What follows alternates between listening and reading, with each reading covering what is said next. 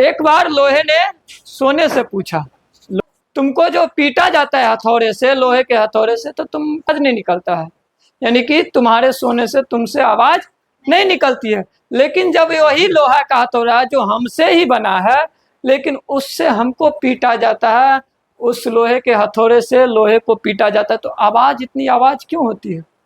तो लोहे ने उत्तर दिया, सबसे पहले लोहे ने उत्तर दिया, जो मित्र सुनो, इसने इससे कहा, जो तुमको क्या करता है, अपना नहीं पीट रहा है। सोने को कौन पीट रहा है? पिघलाने के बाद सोने को लोहा पीट रहा है ना, तो तुम्हें अपना नहीं पीट रहा है, तुम्हें किसने पीट रहा है?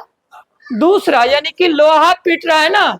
लेकिन हमको जो है, हम लोहा है, और लोहा होते हुए भी हमको कौन पीट रहा है?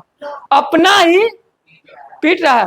जिस कारण से तुमको कोई दूसरा पीट रहा है, इसीलिए तुमसे आवाज उतना नहीं निकलती है। लेकिन हमको अपना लोहा ही लोहा को पीट रहा है, तो इसीलिए हमसे बहुत ज्यादा आवाज निकलती है, यानी कि हम बर्दाश्त नहीं कर पाते हैं। ठीक उसी प्रकार से मनुष्य में भी होता है, जो मनुष्य को जब कोई पराया कुछ भी कहता है तो वो बर्दाश्त कर लेता है, चुपचाप घोट लेता है।